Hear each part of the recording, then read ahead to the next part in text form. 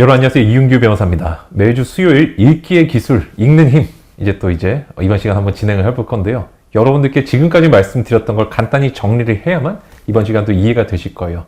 지금까지 총 3가지에서 4가지 정도 말씀을 드렸는데 처음에 책을 보실 때 표지부터 보시라고 말씀을 드렸고 중심 정보, 그 다음에 저자의 양력을 확인하고 호칭을 정하신 후에 전체 목차랑 세부 목차 동기화를 한번 해주시고 그 다음에 세부 목차만 읽으면서 전체적인 내용을 중심 주제를 이해를 하시고 그 다음에 거기서 그것과 갈고리가 되는 어떤 중심적인 문장들을 찾는 법까지 지난 시간에 설명을 드렸죠.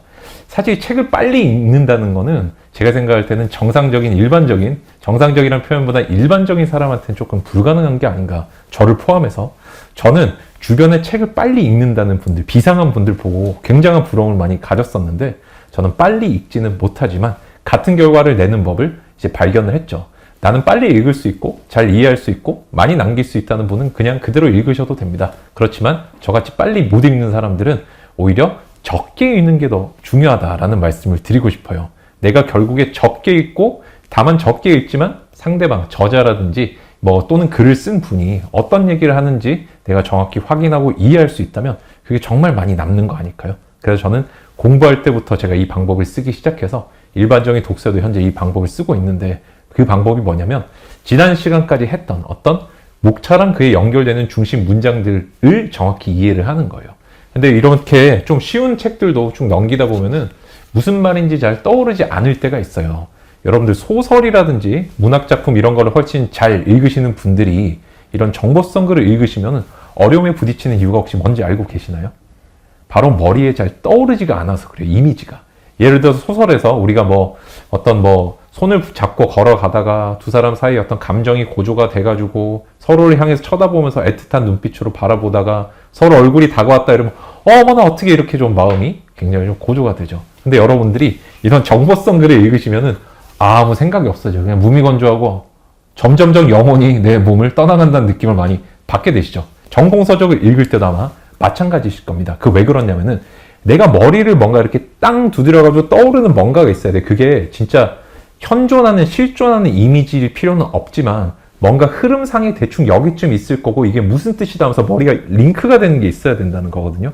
그게 없기 때문에 여러분들의 독서에 머리에 뭔가 남지 않는 거예요. 그래서 제가 지난 시간까지 중심 문장 찾는 거 말씀을 드렸는데 그거를 포함해서 전체 목차부터 다시 한번 중심 문장까지만 빠르게 한 번 정도를 읽으시면서 총 4단계에 걸쳐서 제가 설명을 드릴 거예요. 처음에는 빨리 한 번 더 보세요. 보시면서 펜을 들고 봐주셔야 돼요.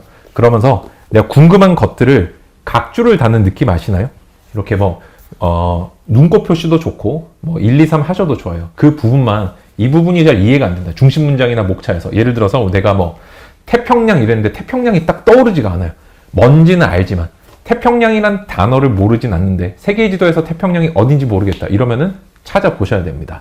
다만 여러분들이 지금 바로 찾으시면 안 돼요. 그러면 시간이 너무 오래 걸리고 우리가 단계를 나누면 나눌수록 좋다 그랬죠. 읽기는 여러 번 반복해서 빠르게 여러 번 보는 게 지식이 잔존할 확률이 훨씬 높습니다. 그렇기 때문에 첫 단계는 쭉 다시 한번 리뷰하면서 지식을 조금 더 공고히 하면서 아직 이해가 안 된 부분들 뭐란다? 질문을 꼭 남기는 겁니다. 이게 무슨 말이지? 도 좋고 왜 이건 여기 안 나와 있지도 좋아요.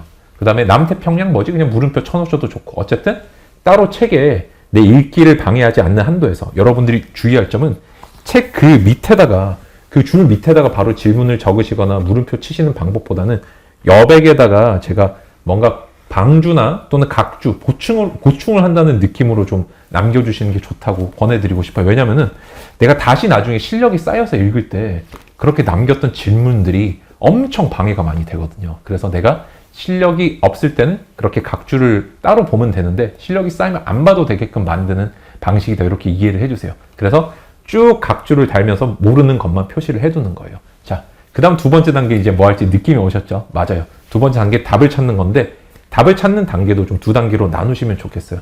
첫째는 내가 노력하지 않아도 되는데 답을 찾는 경우를 막아야 됩니다. 저자가 내가 뭔가 이렇게 하나를 설명해 줬는데 너가 모르겠어? 근데 그 뒷부분에서 나와 라고 얘기를 나는 해주고 싶은데 저자는 이미 말을 다 해버렸어요. 그렇기 때문에 우리가 해야 되는 거는 저자랑 대화를 하는 게 중요하다 그랬죠. 혹시 내가 궁금하다고 생각했던 게 다른 데서 답이 나오는지를 찾는 게 중요해요. 이거는 중심 문장이 아닌 곳에 답이 있을 수도 있거든요. 그래서 조금 속도를 늦춰가지고 빨리 한번 복습하면서 보는 것보다, 리뷰하는 것보다 속도를 늦춰서 다른 문장까지 약간 서치한다는 느낌으로 답을 한번 찾아보는 거예요. 혹시 여기 답이 나올까? 무리는 하지 마세요.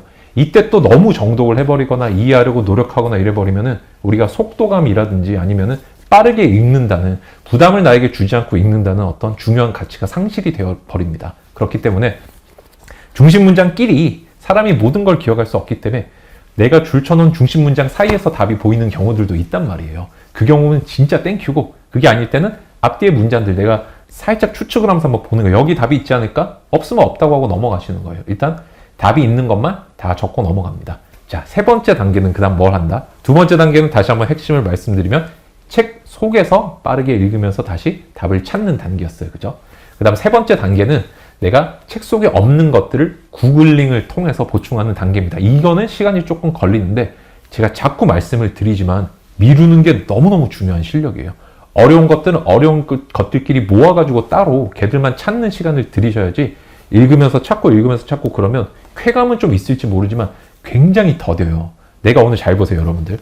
뭘 하나 보다가 남태평양 아까 예를 들었는데 그게 뭔지 모르겠다. 그래서 이걸 구글링을 30분 하면은 내 독서 시간 30분 다 날라가요. 근데 오늘 모르는 게 30개가 있다 이러면 어떻게 돼요?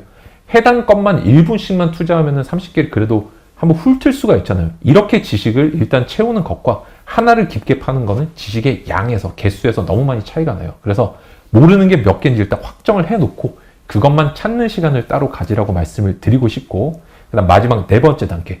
우리가 아까 뭔가를 읽었는데 기억이 잘 안 나는 거는 왜 때문이라 그랬죠? 제가 뭐 때문이라 그랬죠?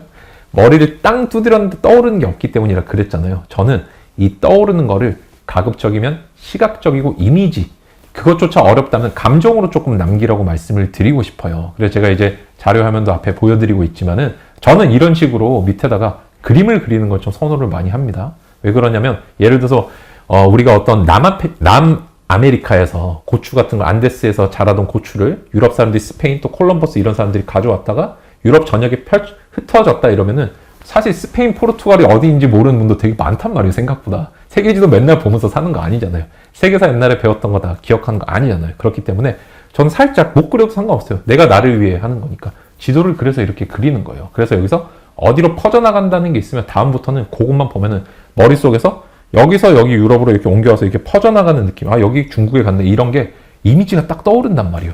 그게 맞고 틀린지는 다음에 검증해도 돼요. 왜? 지식이라는 거는 조각하는 거하고 느낌이 비슷하다. 이게 점점점 큰 틀을 만들어 놓고 더 세부적으로 파고 나가는 거지, 처음부터 조각 만드는데 손톱 다 만들고 주름 만들고 이런 분 없지 않나요?